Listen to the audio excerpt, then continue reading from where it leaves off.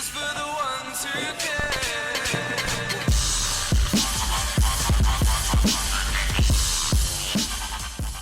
What's going on, people? Welcome back to another video. My name is hughwizzy and you're watching 90 More, back again after a much needed 1-0 victory at St James's Park, with Steve McClaren's Newcastle side reduced to 10 men early on after new signing Mitrovic continued what can only be called his recklessness, with what was certainly deserving of at least a yellow card, but given as a straight red by Andre Mariner for having studs up and stamping on Francis Coquelin, and ultimately an Oxlade-Chamberlain shot that was definitely going wide, unluckily deflected in by Coloccini, who was admittedly having to do a lot more chasing down with them being a man short, and giving Arsenal a much needed 3 points. So a start for Oxlade-Chamberlain.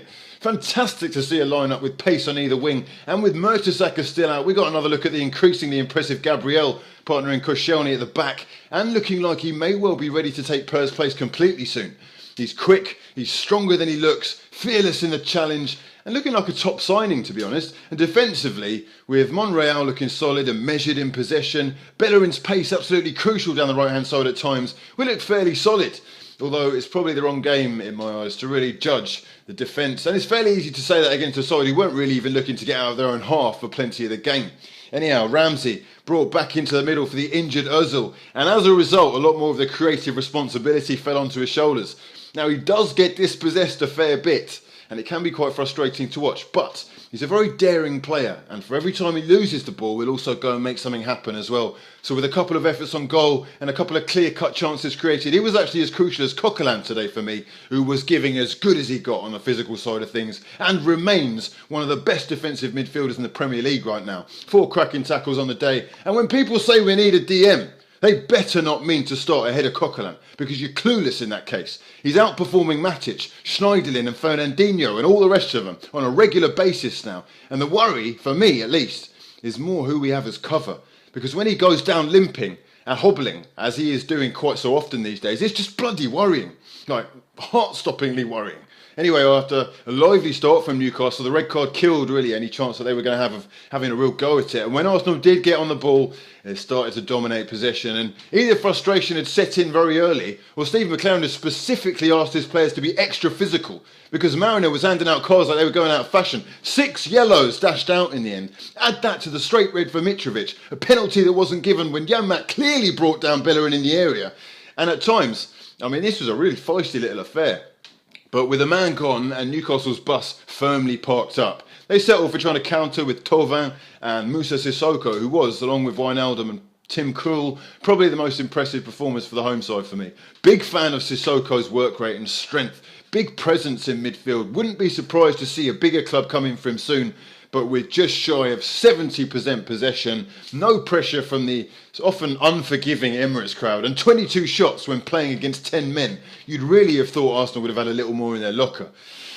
Now, a lot of the talk is about a striker coming in, or potentially so. Let's start with Theo. No goals, but it's not like he didn't have the chances. He's literally touched the ball 4 times less than Petr Cech in this game, and there are times when he just can't get into it, almost having no impact whatsoever. Anyway, his first chance, he's set up beautifully first time by Bellerin, and his first time effort from close range is well saved by Tim Krul, but he really should be burying from that range in my opinion. But when Alexis lashed his shot from long range, and the Dutch keeper can only parry it into his path, Theo's gone and taken it on his right. Oh wow! Completely mishit it and watched it sailing over the bar like some kind of Johnny Wilkinson conversion, with a left-footed tap-in from 3 yards really seemed the obvious option. Newcastle down to 10 men, obviously they were sitting back, happy to let Arsenal pass the ball sideways in that Denilson-esque way that we do when Ozil's not around. And that in itself just eliminates Walcott's effectiveness when he can't get in behind. No hold-up play, no chances created, absolutely no point in crossing it into all 4 foot bloody 8 of him. And at half-time, even though Giroud hasn't exactly been lighting up the score sheet of late, most people are begging for the change. You're a winger, or at very best, in need of a support striker in a formation that allows for 2 up top. We looked laboured in possession, indecisive in the final third, an unconvincing performance on the whole, with a lack of a player really willing to make a key pass. And of course, even when Giroud did come on, it's just blindingly obvious to anyone who's got a remote understanding of the game that something else is needed. It's holding us back, lads, not having someone who can just create something for themselves. I don't know. So lads, will Wenger be able to pull something special out of the bag before the window shuts in 48 hours? Or is the plan just to wait until Welbeck returns? Or maybe we're winging it until deadline day to see what scraps are available?